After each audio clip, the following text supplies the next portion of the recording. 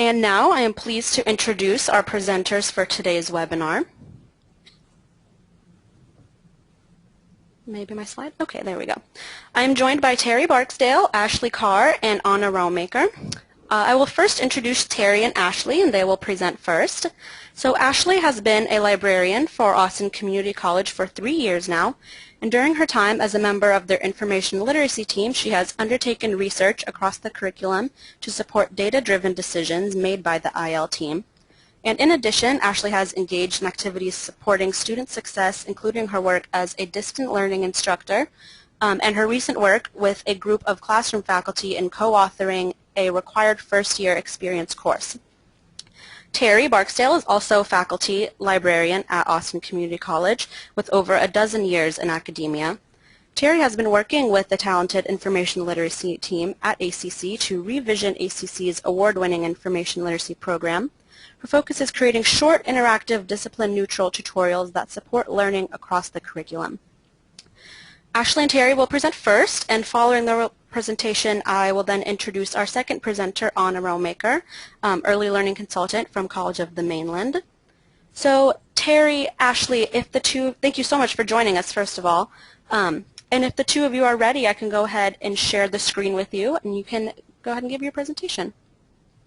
Fantastic, Sarah. Yes, we are ready. Great. I will give you the screen.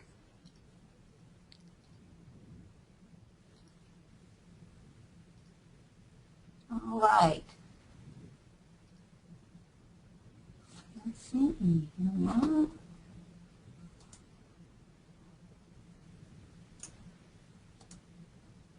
Okay. Hopefully now you can all see our introductory screen to our PowerPoint that we'll be sharing with you. My name is Terry Barksdale. I'm joined by Ashley Carr, as Sarah mentioned. Ashley and I have been a part of the information literacy team here at Austin Community College for about 2.5 years now. And with the support of our dean, Dr. Julie Todaro, we have undertaken a redesign of our IL program, which has largely been focused on the online products that we have that make up a part of our information literacy program. So today we intend to share the framework we followed with the redesign of our information literacy program, how we used SoftChalk to support several goals within the redesign, and where we are now, where we're headed next. Because we were launching a redesign of a very successful IL program that had been built over decades, we recognized early that we must proceed with taking great care so that we didn't undermine the existing strengths of the program. Rather, we would leverage those strengths and build upon them. The success of our existing program was due in part to the innovative use of technology in the late 90s, use of technology that was driven by learning outcomes rather than by the technology itself.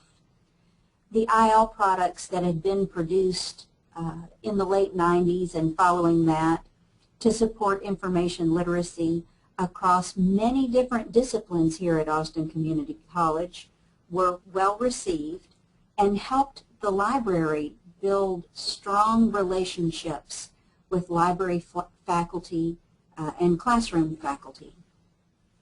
But in recent years, our statistics have shown us that usage of these online products has started to decline. That information was what helped us begin to understand that this redesign was timely.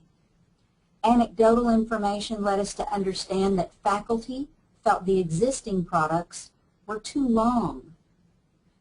We undertook a faculty survey to look at a variety of issues, most of which were related to information literacy in the library.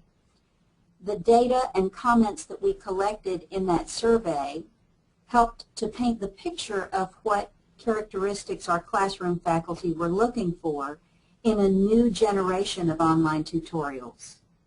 What we heard very clearly was that our classroom faculty were looking for engaging, interactive, short, flexible tutorials that were assessment embedded. But the survey was just the first step we took in our data gathering process. In fact, we called it a year of data. We knew that if we were to improve upon something that was already really awesome, we needed to be certain that each decision we made was driven by data. So, how did we begin our work? Well, we decided that we wanted to take a balanced approach. In addition to the faculty survey, which gave us a glimpse into what our classroom faculty felt was missing, what they felt we were doing well, what they wished that we would start doing, we also mined data from a variety of additional sources. We put together a subject matter experts team from across the state of Texas who helped us compile a competency profile of what a student who was successful at Austin Community College would know, do, or be able to demonstrate upon leaving ACC. We did a thorough literature review, as we librarians tend to do, to aid in building a rubric that we now follow when we create our tutorials.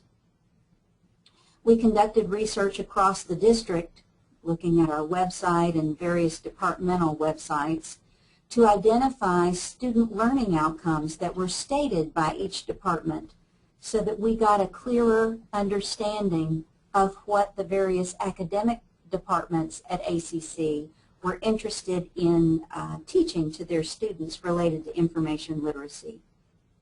And of course, we also asked our librarians to review all of our existing online products so that we could be sure that we carefully scrutinized the learning outcomes taught in those tutorials so that we could proudly claim that no learning outcome would be left behind. So what we ended up with was a convergence of many different elements bringing to bear on this information literacy redesign. By researching across the curriculum for student learning outcomes related to IL, we have been able to demonstrate existing correlations between ACC's information literacy program and required statewide Gen Ed, SCANS, and Student Success Initiative learning outcomes. Some of you may be familiar with SCANS. Those are the federal learning outcomes related to workforce development programs. We've used this research gathered over a year to determine the most frequently occurring discipline-neutral student learning outcomes and that are related to information literacy. And we're creating tutorials to support those learning outcomes first. We create them as portable, assessment-embedded, interactive, engaging tutorials that can be nestled within the discipline-specific content, supporting students in a just-in-time manner. What our student learning outcome research showed us is that there are about 12 popular discipline-neutral student learning outcomes that repeat across the curriculum. I'll offer a caveat there. That depends on how granular a nature you look at those student learning outcomes. We try to look at them in a fairly granular way so that when we chunk them into tutorials, our classroom faculty can very clearly see how they can pick up a single tutorial and use it to support a particular part of an assignment that they are giving to their students. These learning outcomes were found in syllabi, in accreditation reports, by reviewing the SCANS learning outcomes and the Gen Ed learning outcomes. We have since further parsed some of those original dozen learning outcomes to even smaller pieces based on the way that our classroom faculty typically assign work to their students. We try to remember to give in these tutorials to students what they must know to be successful, rather than everything we would like them to know or everything we think they should know, because then we would end up with very lengthy tutorials that no one could complete.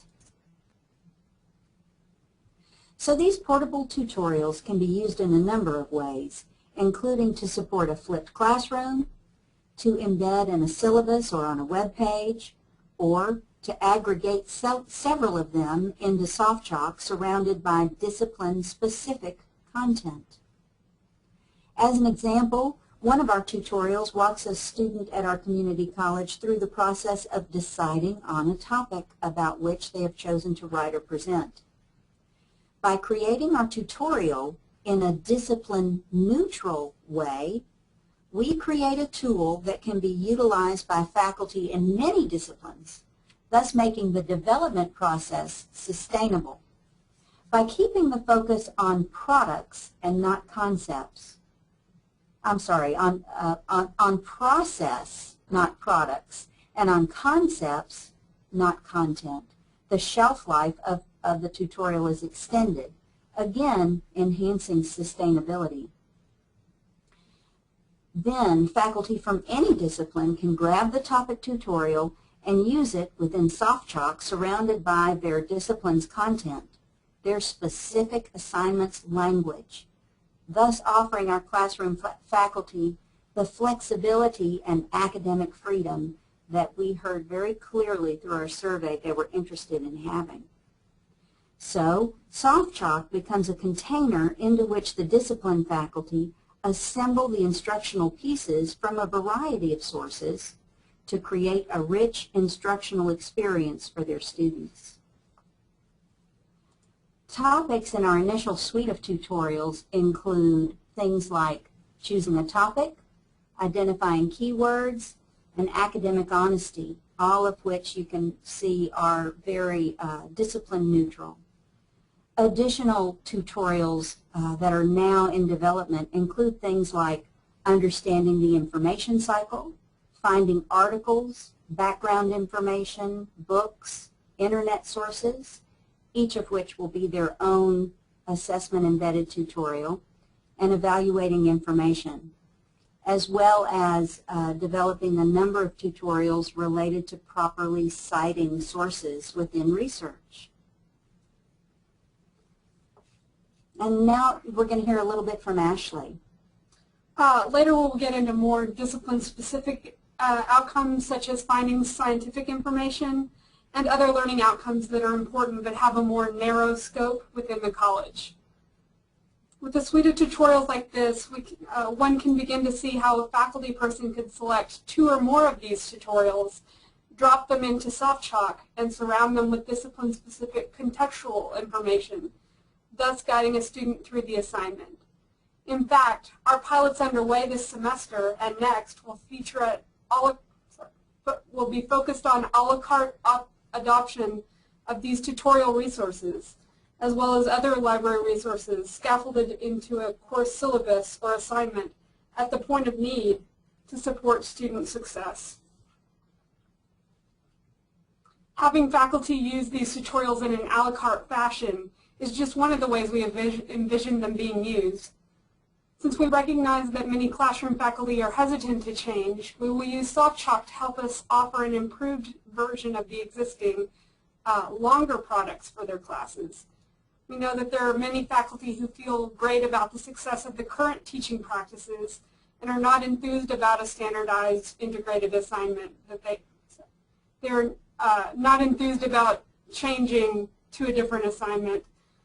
So for these faculty, we're going to continue to offer the discipline-specific content in a SoftChalk frame, thus preserving the tutorials that they're used to having.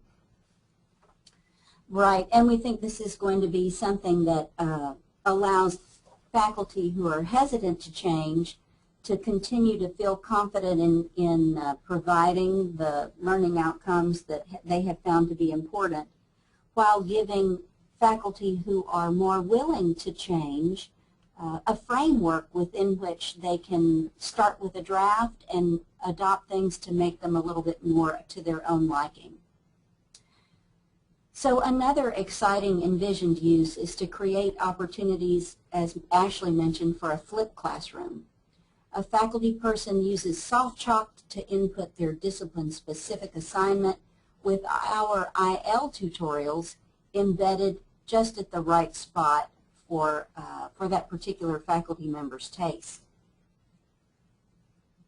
So that piece of it, the SoftChalk lesson, would be assigned by the faculty to be completed before a scheduled face-to-face hands-on session in which a faculty librarian comes to the classroom and, with all the students having completed the tutorial, can begin instruction with a baseline of understanding, assuming a baseline of understanding that the students have because they've all completed the SoftChalk lesson.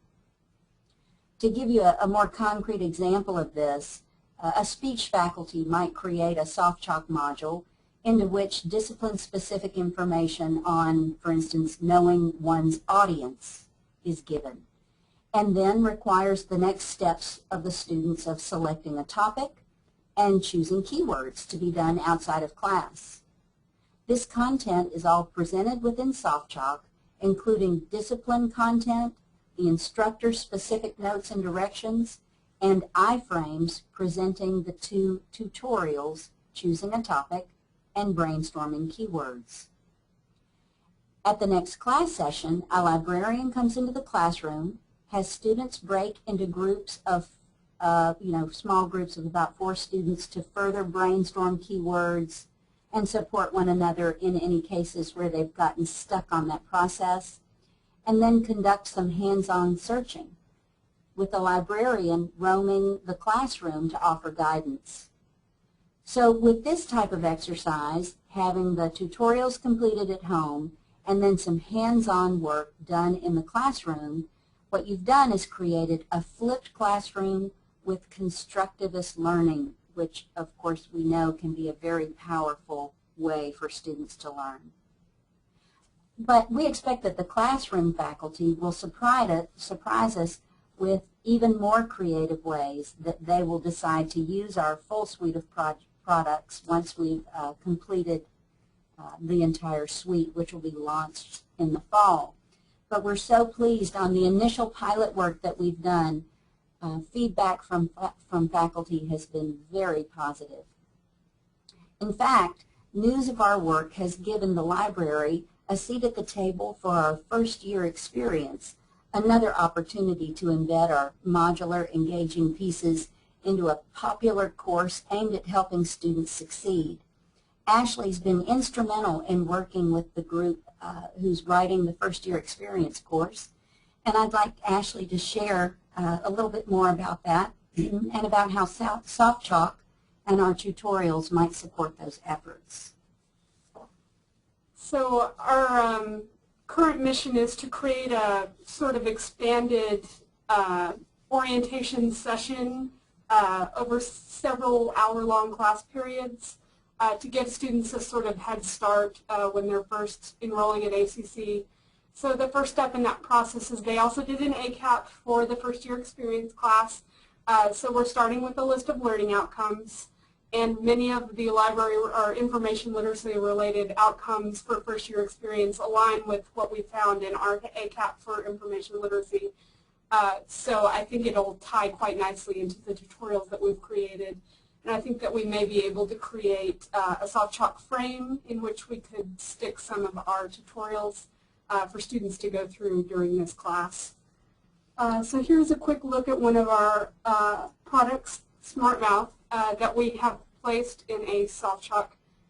And there's the original SmartMouth there on the screen, and then the screen on top of it is the new SoftChalk with our tutorial embedded within it. And Terry, if you could click on it. Absolutely. Ashley, why don't, because it's going to take a moment for that to load, why don't you continue to share a little bit more about what drove these decisions to move the speech tutorial, which was called SmartMouth, into SoftChalk. As you can see, the old SmartMouth was created, I believe, in Flash, but it's an older Flash, so it's just not very attractive. The colors are not very pretty. There were a lot of image issues, and a lot of the Flash animation just wasn't very attractive. So when you put it in the SoftChalk shell, immediately it's the same content, but it's a lot cleaner. It's a lot easier for students to understand. The screen isn't as busy. And because of the iframe features within SoftChalk, we were able to insert our tutorials with ease and still surround it with that speech-specific outcomes. And one of the things, this is Terry again, that makes me very excited about using SoftChalk in this way to frame our content surrounded by other discipline-specific content is that this gives us a great opportunity to work with discipline faculty on the one hand, while still recognizing, acknowledging to them that, hey, you know, we're the librarians and we're good at this information literacy stuff, but you people are your discipline-specific experts. And so what we're able to do is say, we'll drop our content into these really engaging tutorials in an iframe, but we'll leave the content that's related to your discipline-specific areas, such as defining an audience and how to connect with the audience, the things to think about with an audience in a speech course. We leave that to the discipline-specific faculty so that, and we share rights to this SoftChalk lesson so that they can go in and very easily edit the information related to their discipline content while we preserve and present for them the information literacy content. So we found it to be a very good marriage of our skills, giving them that academic freedom while supporting them with the learning outcomes that our research has shown us are absolutely essential to them. So that's what we wanted to share with you today. We really appreciate having the opportunity to share about our work. Before we hand things over to Anna, I'll just share that Sarah has offered to coordinate question and answer at the end of the webinar today. Any questions you may have, please feel free to enter them in the text box, and hopefully at the end of the webinar we'll be able to answer any questions you may have. And also our addresses will appear at the end of the webinar so that you can feel free to email us should you like to do so. And so now I'm going to see if I can share this, share my screen with Anna. Yes, Ashley, Terry, thank you so much for presenting. We did have a couple of questions, but I will save them until the end just so we give Anna enough time to go through with her presentation. And also, like Terry said, at the end of the webinar, I will have a slide with all of the contact information on it, and you'll also be receiving contact information in a follow-up email within a couple of days after the webinar. So next, I am pleased to present Anna Raumeiker, our next presenter. Anna is an early learning consultant from College of the Mainland. Anna has been in the field of early childhood development for many years, and she was also a SoftChalk Lessons Challenge winner in 2013 for her lesson, Little Things Mean a Lot, which she will talk to you a little bit about today. So Anna, thank you again so much for joining us. And if you are ready, I see you have already taken the screen. And whenever you're ready, you can begin with your presentation.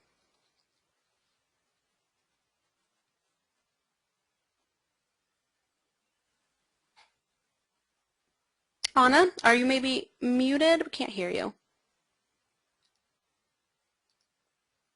Can you hear me now? Yes. Hello? Yes, we can hear you now. Okay, great. Okay, sorry about that. That's okay. Yes.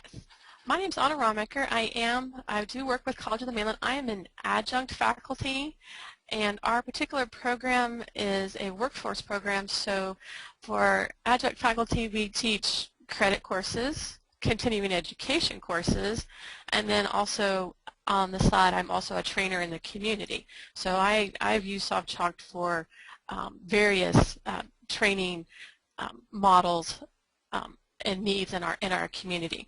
And what I just want to do is kind of give just a brief background about this course that I designed and how it's used, and then we're going to kind of go through pieces of the course, and I'll share with you how I have used it, how some of the other instructors have used this, and that'll hopefully give everybody some different ideas about how it's done.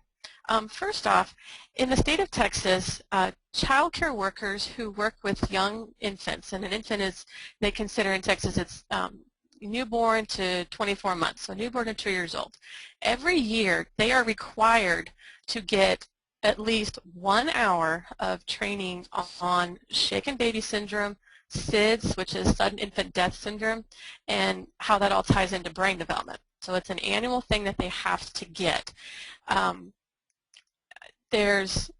And sometimes that particular requirement hasn't changed much in over 10 years, but because licensing, we come under the state, whenever there's a change in legislation, we have to look and see if we have to make changes to training because they may have new requirements. As an example, just this past legislative session, there's a new requirement for all child care teachers, regardless of the age they work with, that they now have to get 1 hour of detecting and preventing child abuse. So those are some of the things that our department thinks about when we're designing our courses and our community training that we do. So I just want to kind of give you that little bit of background about it. What I'm going to do is I'm just going to we're going to kind of tour the module that I created, and I'm just going to show you some things that I've done.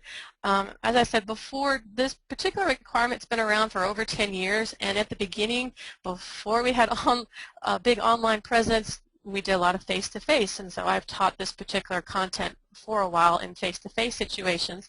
And what happened at our college is that we wanted something, because this is an annual requirement, and we were thinking we wanted something that was online so that anytime a new person was hired or anytime an infant child caregiver needed this training, they could go online and they could take it. But we also use this in some of our credit and non-credit courses, so we needed something that would kind of fit all these different teaching modalities, because not all of our instructors are online, or if they're online, they maybe do hybrid or they just have a shell. So that's what I'm going to kind of share with you is the different ways our people in our department and instructors have used this. This first page, again, it's a lot of you already have. You have an introductory page, but what I want to just point out is the little Voki here. Because SoftChalk allows us to use widgets to insert a widget, you know, this is for me. That's pretty much what I look like. But other instructors that use that, all they have to do is they can have their own Voki account and they can create their own avatar. And just when they're using the SoftChalk to edit their page, they just have to change that link to that wiki, widget for them, and it pops up with their face. So that's one way this allows us to, each instructor can kind of customize that little part when they're using this in their courses. So go ahead and go to the main page. What's nice with the SoftChalk, again, as Ashley and Trudy Terry had mentioned, is being able to make things clean and organized. And that's with this particular course, because it's has to meet certain state requirements. We have objectives, and we've kind of set up the page. Each page, there's an objective. We have the Voki avatar to kind of introduce the topic for that page. Then we have our content, and then we have a practice. So there's a way we have your typical formula: introduce the topic, present your content, and then review. But also, of course, on the side we have links for those that want more information for them to go to. We have a lot of people that do in our field. There's a credential called a CDA, and a lot of times they have to collect resources for different parts of portfolio. So having that sidebar there with links for them allows them to do that. We go to the next page here. Again, similar setup. Now on this one we actually have a video, and this is a YouTube video that link to, and it plays right within the module. So this was great, for me when I used to teach us face-to-face, I would have to bring a DVD or a VHS and wonder about whether or not they had a VCR player or a DVD player or LCD projector and those things. This way, as long as they have Wi-Fi or I have my Wi-Fi, then we have this right here. And again, there's a practice section, and this is something where this is designed with the online, but I can tell you that some of our instructors have used this in different ways. The self-check here is to describe 2 things you learned about the brain visiting the Learn More links. That's of course these websites over here. Well, for the instructors that use this in their either hybrid or in their credit courses when they're meeting face-to-face, oftentimes they'll take that and use it as a group activity. So they have it set up for an individual taking this course online, but the instructors that use it in their hybrid or face-to-face will actually use that as a talking point or a instruction for a group activity. So that's one of the ways that the instructors we have kind of used this in different. Same thing with the flashcards. Again, if a person's sitting at the computer, it's an individual, but instructors have told us they've used it and expanded it on the screen, and they can go through it as the whole class or with groups to kind of talk about what they're seeing and what's going on. So it can be used both ways. And go to the next. Okay. Similar format again. What I wanted to kind of talk about here is in this particular course, the shaken baby syndrome has come under a little bit of debate, controversy in recent years. And one of the instructors on this particular page and this just a very timely current event, you all have probably heard about Adrian Peterson, the NFL player whose son recently died, and they're looking at the suspect and a trauma, abusive head trauma, which is shaken baby syndrome. So one of the instructors has actually used her Voki avatar to talk about that news, that current event. So that's one way it kind of keeps the content timely and relevant, is she's used it and she talks about what's going on in current events. And she actually even added a link to some of the articles about it to give the student, this is how this pertains to you. This is how you can connect to this, is this happened in the news. Another thing that she's also done is with this, she kind of adapted the question here about, do you support or critic? Well, she's using it right now as her class is going to follow this a little bit, this case with Adrian Peterson's son, and what she's done is she's divided the class into, you're going to be the prosecution and you're going to be the defense. So now the class has to use, the prosecution is going to use information from the course, and the defense side group is going to use information from here. So again, one way, just having this as the basis for content, the instructors have been able to kind of be creative and use it in different ways that they have. And let's see here. One of the other things SoftChalk allows us, we can have audio samples. I won't play that because it is a baby crying, and we don't want to hear that right now. But again, another video is able to put in there. I do try to play around with the different activities that SoftChalk has, just to keep things different. It's not always a short answer. It's not always a matching. It's not always the sorting. I try to change it up a little bit, but it really is something to practice. And again, the instructors have said they've used it as a group exercise to check for understanding during their courses, their class. And again, my little short question here, describe the 5 S's. Instructors have used that as a question for a group work. So being able to have these here really does kind of allows the instructors, the different instructors that are using this, to use it in different ways. One of the other I like that we have in SoftChalk is these interactive graphics, the rollover graphics. Now, I will be honest, this is not my full vision for this yet. I'm going to play around with this some more, but the students do like being able to, things pop up when they click on a certain area. They've told me that they like being able to just focus in on one aspect. So this is one of those that I may expand this graphic more, maybe break it down or explode it and take more of those with it. And again, as you said, the whole time, it's the same format. This lets the student know exactly where they need to find things. It gives them that familiarity with the flow. Another one, this is an example of the slideshow that's available in SoftChalk. And some of the instructors have said they'll use this just as is. I did have one instructor tell me at one time she had her students redesign it. You know, what would you add in there? So that was something a little different that they were able to do with it. And also, you know, this is the video that's on here is one I actually created just using the Windows Movie Maker, no special fancy software.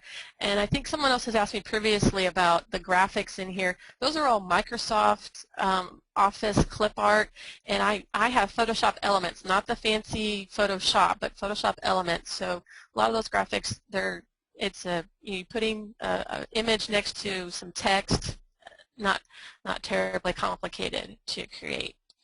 So I realize that was kind of a quick run through, but just kind of wanted to show everybody that in my course I've tried to use various aspects of the SoftChalk activities. We've got video in there, we've got audio, but we also have incorporated a lot of widgets, which is great because then it's just it's a link that the instructor can customize for when they teach the course, and it can change too. You can change it based on a current event or if there's an assignment. That way you don't have to redesign your whole course, you're just editing that particular widget that's on a different website. So that's mine in a nutshell. If anyone, this would be a great time now with questions. If there are specific questions, we can turn it back over to Sarah now. Yes, thank you, Anna. That was a great presentation. Thanks a lot. We did have a few questions come in, but it seems like you answered a lot of the questions after they came in. But since you have your screen shared right now, I'm just going to go ahead and ask some of the other questions, and then I'll go back to Terry and Ashley and ask some of the questions that came in during their presentation. So Song asks, are your lessons presented in an LMS? Yes, and the college uses Blackboard, and so these we export this for SCORM, and there's one instructor that uses it within their child development course. So it's this particular course isn't a standalone yet because they wanted to add some more things to it, but this particular module has been used in an LMS. It's been used at the college, it's been used in Blackboard. I have used it in Moodle, and of course I've also used it because I do training out in the community. I've used it just as on my own laptop, just taking it with me outside of an LMS. So yes, it has been used in Blackboard, Moodle, and as a standalone on its own. Okay, great. Thank you for answering that question. I think that you have answered pretty much all the other questions. If anyone else has any questions for Anna, please go ahead and type them into the questions panel now.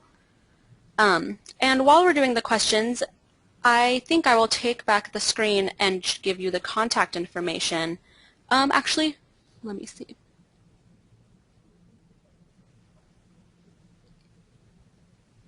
Yeah, so Anna, do you mind giving me this screen back, and then I will share the contact information while Terry and Ashley answer some of their questions?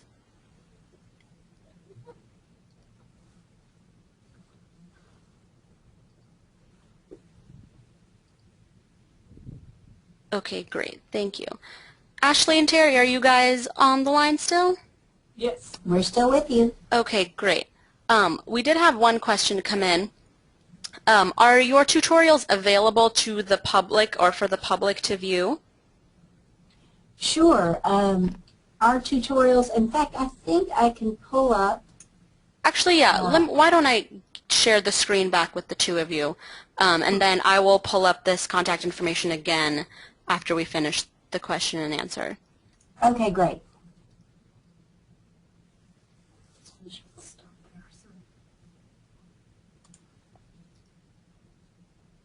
Okay, so now we are at the library website at ACC, which is library.austincc.edu.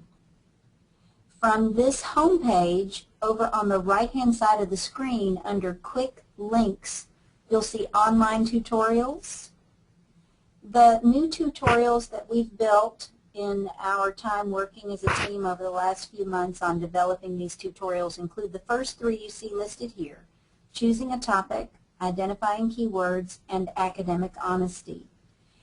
Beneath that and to the right of that, you will see tutorials that have been around for a bit longer here at ACC, all of which have excellent content but do not meet the guidelines that we pulled together in the rubric that are helping us to stay focused on making very short tutorials that are discipline neutral, assessment embedded, engaging, and interactive. And I'm happy, anyone who sends me an email, I'm happy to send you a link to this page so that just to make it a little bit easier to discover. Well, and I will say, this is Ashley, our SoftChalk versions of the info game, the biz game, and the chemistry 1111 tutorial have not been put on the website yet. I think we're looking to launch those, maybe info game in the spring and then the rest in fall 2014. Right, so, and those are those larger tutorials that have been around for a while that we are giving a fresh look to by putting them into SoftChalk. We'll be piloting those with the department faculty first before they're launched for adoption whole scale across the department. And we'd have a couple more questions come in about your rubric, and do you mind sharing the rubric? I'm happy to share the rubric with anyone who sends us an email at one of the email addresses that that Sarah put up. Yes, and I will put those back up. And you'll also be getting an email, a follow-up email, including all of our presenters' contact information as well. And one more thing on that question, if I may, Sarah. What we have been very fortunate that one of our team members was formerly involved with a committee at the American Library Association. The committee is called PRIMO. He was the chair of the committee. His name is Dave Wilson. And Dave helped, when Dave joined our team, Ashley and I had put together a rubric, and Dave, with his experience on the PRIMO committee, really gave that rubric some teeth. So it's been a guiding source for us as we work to stay committed to this very strategic and sustainable path of building these tutorials. So we're happy to share those with anybody who sends us a request by email. Okay, that's great. And we did have one more question. Who actually creates your tutorials? You may have mentioned this, but Song asks, is it the entire team or is it faculty? And if it is faculty, how do you get them to actually create the tutorials? So our tutorial creation process for the information literacy tutorials that are on the screen that we just shared is our IL team. However, the discipline-specific content that is loaded into SoftChalk that accompanies these tutorials is created by the faculty.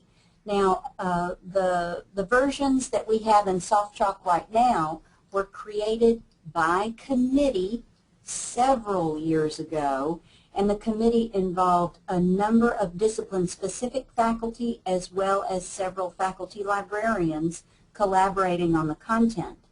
One of the things that we're excited about with moving those older tutorials into SoftChalk is that we heard in our faculty survey that faculty were oftentimes frustrated or displeased with the tutorial that had been created by committee, because while it was absolutely perfect for the faculty who served on the committee, it sometimes lacked the flexibility to meet the needs of an individual faculty member who might take a slightly different approach on one or more discipline-specific learning outcomes. By being in a position to put all the content into SoftChalk, which allows the discipline faculty much greater freedom to, say, make a copy and then edit out the part that they don't like or add in a part that they like better, then we're able to serve two masters. We're able to work with the department to say, hey, you know, we've got this integrated assignment that meets your learning outcome needs related to information literacy as well as your discipline-specific outcomes, but it also appeals to faculty in that it allows them to retain their academic freedom so that if the method that's used to teach a specific discipline-facing learning outcome is not to their liking, they can simply go in to make a copy of the SoftChalk module and replace the part they don't like. So I hope that answers the question. I think it does. And if it didn't, feel free to type in a follow-up, and I can ask a follow-up question as well. And then we had one more question. I believe this might have come in during Anna's presentation, but Nikki asks, do you customize graphics like the headers and the footers in your lessons? So this might actually be relevant to either one of you if you wanted to answer that. I do. In my particular module, I mean, there's the main header bar that SoftChalk provides, but I created a graphic just for this particular course and then insert that into the header with using SoftChalk. Right. And we have a PR team at ACC that designed the logo. They have very specific rules about how the ACC logo displays. So that was created by our PR team, and then I just inserted it into the header up there. Okay, great. And if anyone else has any questions, you can go ahead and type them into the questions panel now. For now, it seems like we've answered all of the questions. So I think I will go ahead and take the screen back and share the contact information with everyone once again.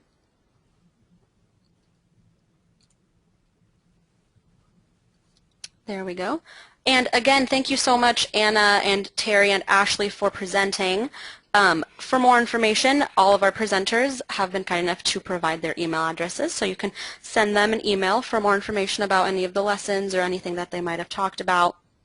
And then for more information about SoftChalk, you can visit our website, which is softchalk.com, or you can email us at learnmore@softchalk.com. And let me see if we had any more questions come up. Nope, it doesn't look like it. It looks like you guys have answered all of the questions, which is great. So again, thank you everyone so much for joining us. This webinar is recorded, and you should be getting a follow-up email within the end of the week with the recording, and also the contact information will be in the email as well. So do any of our presenters have anything else they would like to add? Just thank you so much for the opportunity to share, Sarah. Of course, and thank you so much. It was a great presentation. Yes, thank you too. Great. Well, again, thanks to everyone for joining us, and I hope everyone has a great afternoon.